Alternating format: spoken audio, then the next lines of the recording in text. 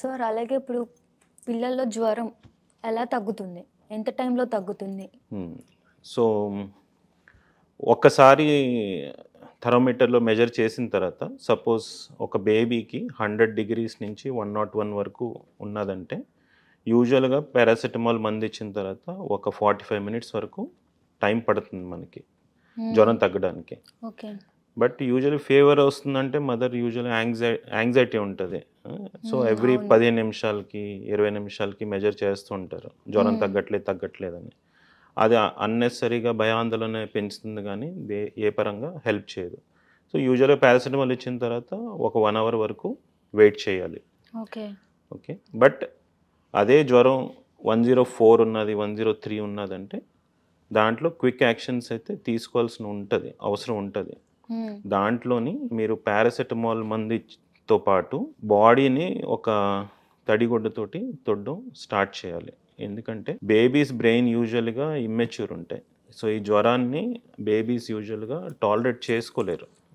So దానివల్ల fits రావడానికి chances చాలా ఎక్కువ ఉంటాయి. సో 104 డిగ్రీ దాటిందంటే కోల్డ్ స్పాంజింగ్ అంటారు or lukewarm water sponging అంటారు. సో అది చేస్తే ఫీవర్ కంట్రోల్లో ఉంటుంది. సో ఫిట్స్ రాకుండా ఉండడానికి ఛాన్స్ ఎక్కువ ఉంటుంది. సో ఇలాంటి టైంలో ఎక్కువ మెడిసిన్స్ తీసేసుకోవడం ఎంతవరకు కరెక్ట్? అంటే how frequently we can take sir? నార్మల్గా ఒక పారాసిటమాల్ ఒక డోస్ ఇస్తే అది దాని ఎఫెక్ట్ ఒక 4 అవర్స్ వరకు పనిచేస్తుంది. అండ్ అందుకనే పారాసెటమాల్ని ఎవ్రీ 4 to 6 అవర్స్ పిల్లల్లోని రిపీట్ చేయాలి, జ్వరం ఉన్నా లేకపోయినా సరే. ఈ క్యాలిక్యులేటెడ్ డోస్లోని మనం పారాసెటమాల్ ఇస్తే యూజువల్గా ఏమీ సైడ్ ఎఫెక్ట్స్ ఉండవు. బట్ అన్క్యాలిక్యులేటెడ్ డోసెస్ ఆఫ్ పారాసెటమాల్ ఇస్తే లివర్కి డ్యామేజ్ అయితే ఉంటుంది. సో ఎంత డోస్ అనేది వేయాలి అనేది పిల్లలకి మీ డాక్టర్ని కన్సల్ట్ చేస్తేనే మనకి తెలుస్తుంది ఎంత ఎగ్జాక్ట్ క్వాంటిటీలోని వేయాలని రోజుకి ఒక రోజంతా జ్వరం తగ్గలేదు, లైక్ మదర్స్ తెలియకుండా టాబ్లెట్స్ వేస్తూనే ఉంటుంది. అది దానివల్ల యూజువల్గా పిల్లలకు వచ్చే ఫీవర్ వైరల్ ఇన్ఫెక్షన్సే కామన్గా ఉంటాయి. అండ్ అనుమానం ఏంటంటే వైరల్ ఇన్ఫెక్షన్ యూజువల్గా త్రీ డేస్ వరకు ఉంటుంది. సో 3 డేస్ వరకునైతే వెయిట్ చేయొచ్చు పారాసెటమాల్ ఇచ్చుకుంటున్నాం. కానీ దానికి కూడా కొన్ని వార్నింగ్ సైన్స్ ఉంటాయి. సపోజ్ జ్వరం తగ్గిన తర్వాత కూడా చైల్డ్ యాక్టివ్గా లేడు, వామిటింగ్స్ అయిపోతున్నాయి మాటికి, యూరిన్ తక్కువ అయిపోతుంది. సో ఇలాంటప్పుడు 3 డేస్ వెయిట్ చేయడం అనేది కరెక్ట్ కాదు. సో అలాంటి సిచ్యువేషన్స్లో మాత్రం ఇమీడియట్గా డాక్టర్ని కన్సల్ట్ చేయాలి.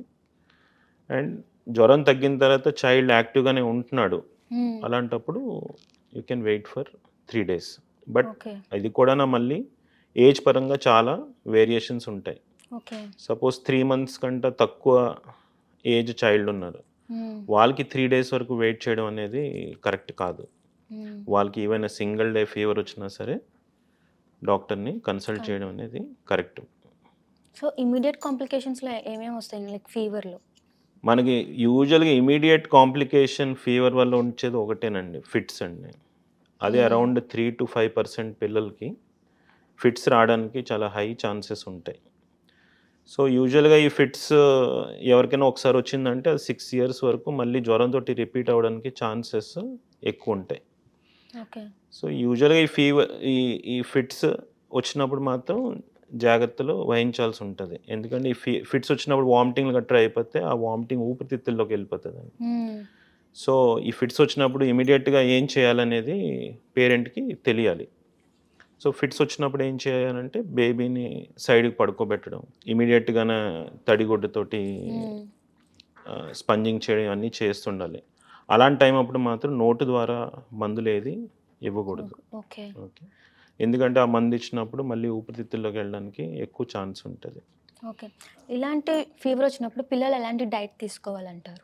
ఈ పిల్లల్లోని యూజువల్గా ఫీవర్ వచ్చినప్పుడు నోరు పోత ఎక్కువ ఉంటుందండి. సో నోట్లో ఏది పెట్టుకున్నా సరే చేదు ఉంటుంది. సో యూజువల్ కంప్లైంట్స్ ఏముంటాయంటే ఏం తినట్లేదు అనేది కంప్లైంట్ ఉంటుంది.